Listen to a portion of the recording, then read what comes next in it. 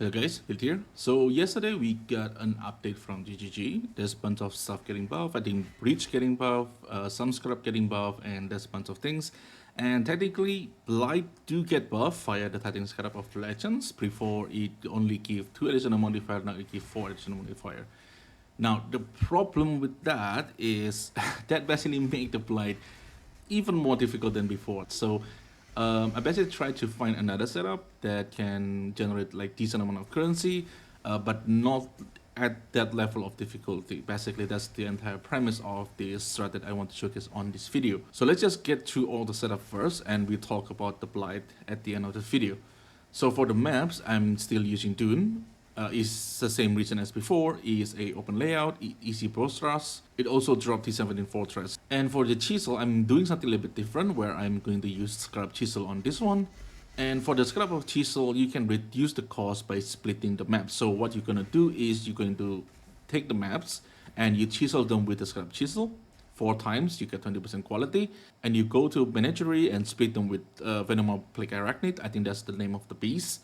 And then you basically can split them and it will still retain the quality. So that way you can reduce the cost a little bit, because the cost of the piece I think is around 10C, so it's pretty cheap. And that way you can reduce the cost a little bit. And for the map roll itself, I'm looking for at least 200% more scarabs. And there is an extra step that you can take if you want to, where you can put delirium orbs in the maps. Now that will make the maps more difficult, but you're also going to get more loot. In my case, I don't like deliriums, so I'm just not going to use it. But that's something you can do if you want to. And for the scrap, I'm going to use 1 scrap of Blightheart. It's going to make the Blight spawn more monster, but you only have 1 chest at the end. And Blight Invigorations, that will make your Empower Tower also affecting your enemies, so you do want to build as much Empower Tower as possible, although try not to overdo the Empower Tower. So you can kind of refrain a little bit and build a little bit more like Glacial Tower or like Chilling Tower or Sun Tower to help you finish the Blight, because it's better to able to finish the Blight rather than you fail the Blight. And the third Scarab will be Blight Scarabs of Blooming, and this will add more unique monster on the Blight, and the unique monster is what we focus on this strategy. And we're going to choose the unique monster using Titanic Scarab, but normal Titanic Scarab will make the unique monster have additional toughness, so they're basically more tanky, and they're going to have more damage, and they do hit pretty hard, and they do get pretty tanky, but they do get extra quantity and extra rarity. And for the last scarabs, I'm using Scarab of Whips. Now, Scarab of Whips also going to make them more tanky. So in this strat, you do need quite a lot of DPS. In my case, I think I'm around like 40 to 50 millions, maybe. Like, I don't know how to calculate kinetic plus DPS. And you can check the POB. I do have my POB on the descriptions. If I have to guess, it's around 40 to 50 millions. I definitely not at the 100 mil. So Scarab of Whips will give the monster more currency, more rarity, or additional currency. So it's random. That part will be RNG. So that's about the scarabs. And for the other 3, this is the other 3 that I'm using. The first one is the Blight cluster over here. This is just a chance of Blight, and this will increase, like, you basically give your Blight more monster, and this will make the Blight monster spawn more faster. And I do take Temple Ingenuity back because this is high budget, so I want to scrape as much value as I can. And this is a scarab farm, so we do block some scarab that are not good, quote unquote, because they are not that expensive. For example, like Kalgurans, Deliriums also doesn't work that much. Rituals, I think only 1 of them that have decent price, while the other 3 doesn't really have any price. So Legion is the same. Expeditions and also Abyss is also the same. That this is a cheap scarab that you do not want to get. And you can block them, and that will exclude them from the drop pool. And that way you get more likely going to get a expensive scarabs. And this one's just for the Blight chances, and this one to make the Blight monster take more damage. And you definitely want to take this cluster for this strat, because like I said, the Blight boss does get very tanky. And this one over here is very important, significant trophy, because we are farming unique monster. And for the altars, I'm still taking red altars, because my build do well with red altars downside. If you want to do blue altars, you can just switch to the blue altars. And then there's a blast cluster over here. This will make one of your lane only spawn unique monster, and it does spawn a lot of unique monster from that lane, so you do want to take this note. And the rest of them is the same thing. This is just extra modifier here, and extra modifier here. And I do take a little bit more pack size here. Pack size in this strat give you more monster in general. That's what pack size did. But in this strat, pack size also give quantity to the unique monster via the Titanic Scarabs. And I think that's about the Atlas tree. And next, let's talk about the result. And this is the result that I get. As you can see, there's a shit lot of scraps.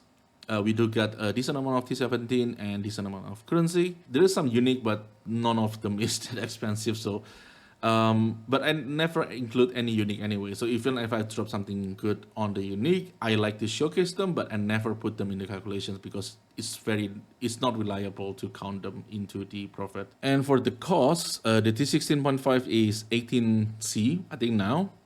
And the map rolling, I put here 800 chaos because I think I spent that much to roll the entire 50 maps. And Blightheart, blooming does go up in price. So right now it's like 19. I think previously only like 10C each. Now it's 19. So it does get more expensive.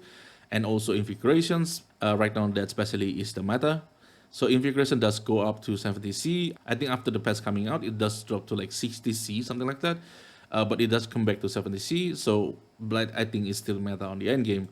And Titanic Scarab is very cheap, which is also very cheap, so you don't have to worry about these two. But the big chunk of the cost does come from the invigoration scarabs. And for these two items, I do manually price them because while the Excel doesn't really have a correct price. So we get 11 T16.5, 17, this one is random, this one is Dune. We got 35 Fortress, which is a pretty good amount of currency, and we got 172 divine from everything else, especially the currency, the scraps, and all that stuff. It worth 172 divine. And the map time here I put is 6 minutes. In my case, I think it's more like 5 minutes something, like 5 minutes 10 seconds or 5 minutes 20 seconds. But I just put here 6 minutes just to be conservative. And with the 6 minute map time, we are at 26 divine per hour. And this will make the Blight basically on the top tier in terms of the currency making. But once again, the per hour, I'm not really like this metric because this is not really realistic to be replicated. Because it's really depending on like how efficient you are on the maps and how strong is your build. So just remember that this number is me playing and using my build. So that's basically about the strat. It's pretty straightforward strat, and I think it's a very good currency. And now let's talk about the Blight a little bit. The number one thing I want to talk about is probably about the difficulty of the Blight. Like you can see on the comment sections, I think a lot of people have a perception that the strategy is very hard. And don't get me wrong, the strategy is hard. Like if you don't have a good build, you're not going to have a good time here. But I think one thing that people don't really understand about the Blightheart, when you're farming the Blight bosses on the Blightheart, the thing that make it really difficult is the Titanic Scarab of Legend with give additional modifier. Because in PoE, the monster modifier, some of them is just straight up bullshit. Putting that modifier into the Blight bosses that have a lot of HP and hit pretty hard, and that's basically what makes Blightheart difficult if you want to focus on the Blight bosses. But without the additional modifier, the Blight bosses is really not that scary. The reason why I'm saying that it's not difficult because number one, you have Thor to help with it. You still can stun them, you still can freeze them. With additional modifier, stun and freeze sometimes become unreliable, and that's why I'm saying that with the additional modifier, it will make it really hard.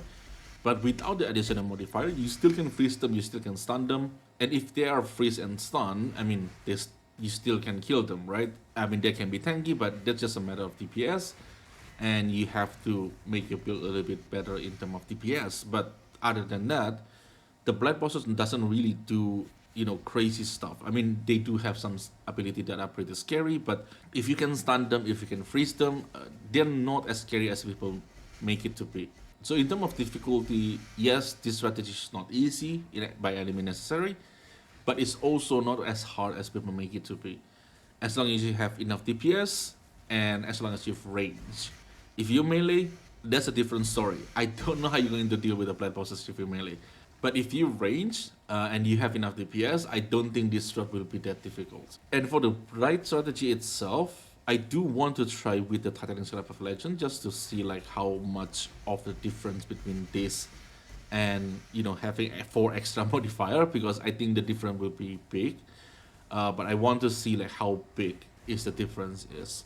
I do play test with the Static Scarab of Legend a little bit. My build able to do it, but it's very stressful. Let's just put it that way. Because, like I said, the additional modifier does take the difficulty to another level. So I think that's all I have for you today. And if you guys have any questions, as usual, just leave it in the comment below. I do read and reply to my comments. And thank you everyone for watching. I really, really appreciate it. And I will see you on the next one.